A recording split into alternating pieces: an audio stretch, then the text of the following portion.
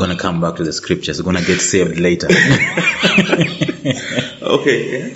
There are two types of women in the context here of submission. Which one would you rather? There's a woman who is, throws words at you, looks at you like you don't matter, despises you like Michal did to David. You remember that? And then there is a woman like an Abigail who humbles herself, basically submits and calls you my Lord. Which one would you rather, obviously? I'd rather a good woman. No. I've given you two options. This is what I'm telling you. Yeah. That woman is one on different days.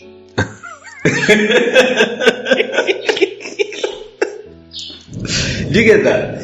Yeah. That woman is one on different days. She's not the submissive woman day 1 up to day 31. No. So, this is where leadership comes So in. how about the attitude? Look at the attitude, the software in that particular woman.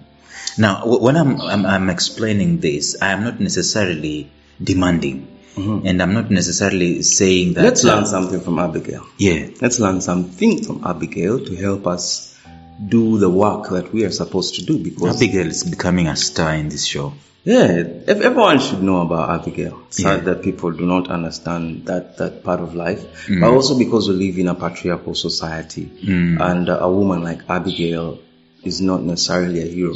You get in a world where women want to be in charge of their own destiny.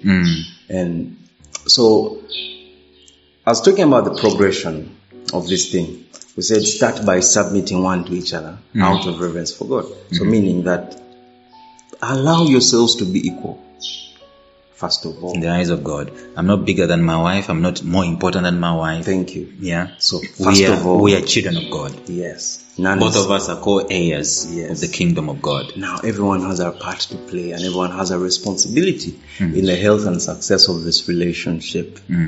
Now, whether one takes one's responsibility and fulfills it is another issue. Now, if you are in a relationship where your partner is not living up to their part of their responsibility, for example, the wife is not submitting to you, the husband, the question is, for you as a husband, are you loving? So there is your responsibility and then there's her response of the responsibility. Exactly. However, as Christians, that's why Christ normally and says... you see, this thing is not about Christians. Of course, but I'm just quoting because you went there to Ephesians chapter 5. Christ says when someone slaps you on one cheek, you turn the other cheek and so on. The connotation being that you're not being led a responsive life. You are being proactive. You are doing things on this earth despite what you've received. Yes. So if you're a woman, you are quote unquote submissive to your husband. You have a submissive attitude. You honor his authority. You bless him and so on. And yet he's a drunko and so on. That's what Peter is saying in 1 Peter chapter 3, I think. Where is it? But then even as you look for it, there it is. It says, wives, in the same way submit yourselves to your own husband, so that if any of them do not believe the word, you get. So he's looking at a bigger picture.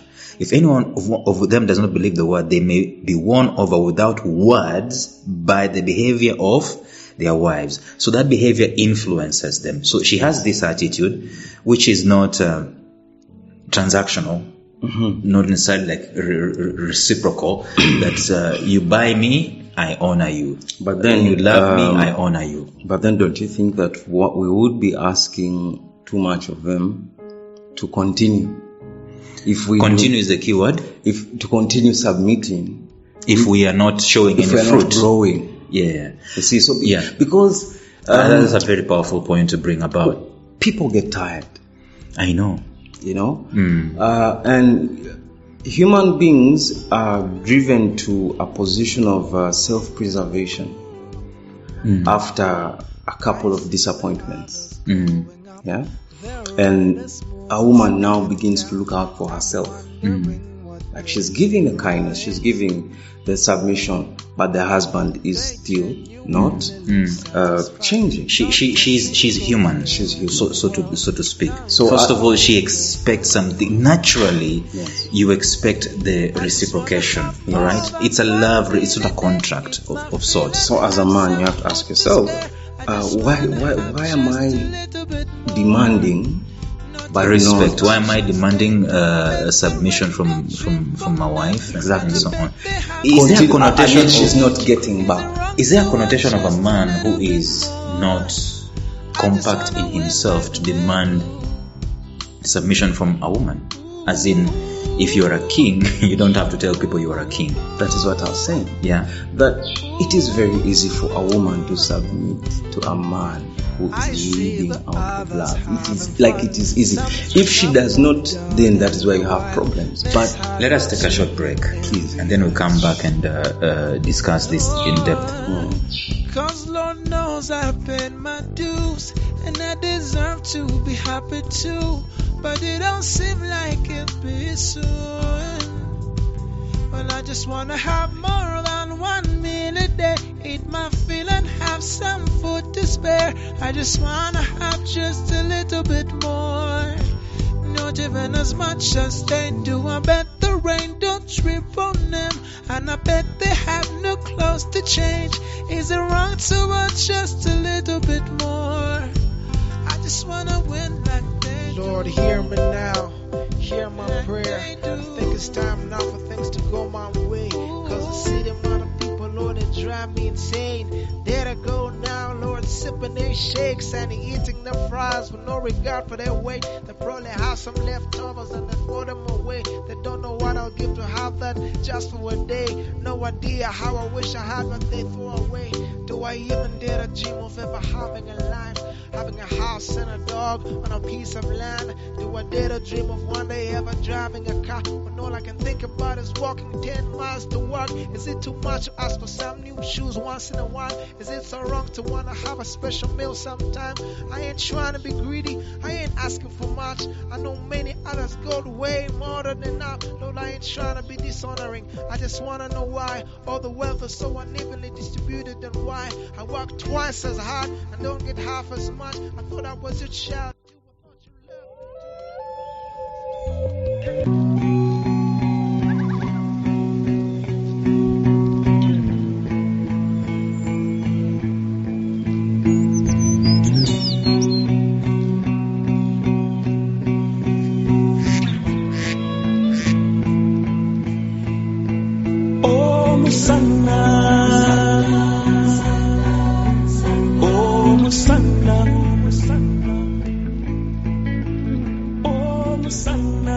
This is Lawrence's reflection on a solid Jamaz.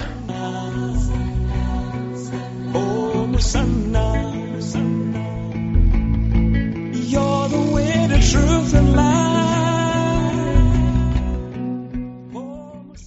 I will start my reflection today by posing a question.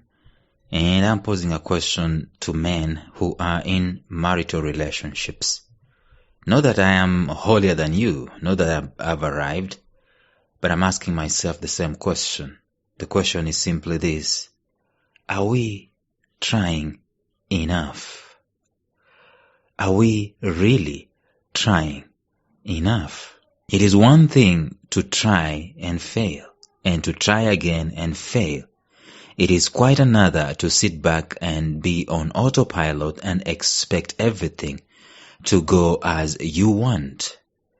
When all is said and done, and when we consider everything and every parameter and so on, there are very many combinations and very many facets that you can look at that can make a marriage or a relationship to thrive. But all of them are hogwash. All of them are nothing if the people in the relationship are not trying enough. And we're talking both parties. For a marital relationship to thrive, it might take, in my opinion, is that it will require, or it will demand, or it will take great men and also great women. Not boys, no girls. It will take sacrificially great people in it. And so if we are going to make sure that our relationships are thriving and they are sizzling, we need to look at what we can give into them and not what we can get out of them. One wonders what normally happens in relationships because the things we see on the wedding day and in courtship, they normally disappear outside of the window when the marriage begins. If you are following the news right now, you know that there is a court case involving this actor called Johnny Depp. And it's told that Amber Heard, who is the wife to Johnny Depp, or the partner to Johnny Depp, she told him to his face that nobody will understand him, or nobody will hear him, nobody will believe him, that's the word. So to close the trial with golden pin, Johnny Depp's lawyers showed an audio where Amber tells Depp that no one will believe in him because he is a man. And she tells him, tell the world, Johnny, tell the world, I, Johnny Depp, a white man, I'm a victim of domestic violence, and see who believes you. See how many people take your side. You see, we are having people fighting each other in a relationship that was cozy and loving. The solution is not in the court. The solution is always going to be in our hearts. And it's going to demand of us to try harder than we have. And I'm speaking to myself. That's my reflection for the day.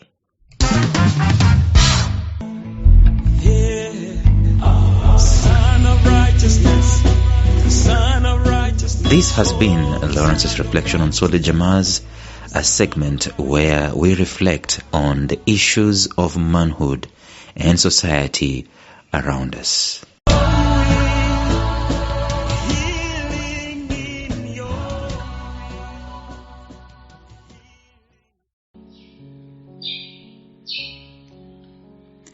All right, we're back with this discussion. We're talking about issues with relationships, men, women. Some men are saying that women should submit to them, and others are even going to the extent of demanding that submission.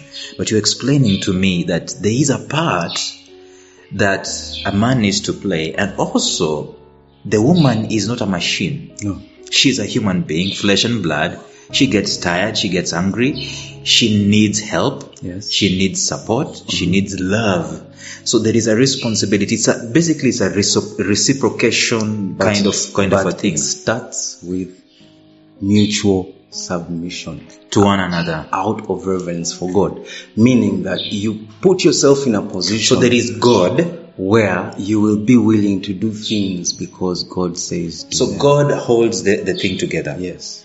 Both of you have to be on the same plane as far as God is concerned. You believe in the same God, you have the same values and so on. So you submit to Him, So let me and then let you me submit share one to another. Let me share with you something that I've learned, and I think people need to learn more, need to intentionally do it. The thing is called honor. You see, we've seen how people like to be honored. We've seen in the Christian circles how people honor their men of God, and they kneel down and kiss Double their shoes. honor, all those things. Double honors and all those things. So sometimes people think it is over-exaggerated. Or vainglorious. Or vainglory. It depends on how one looks at it.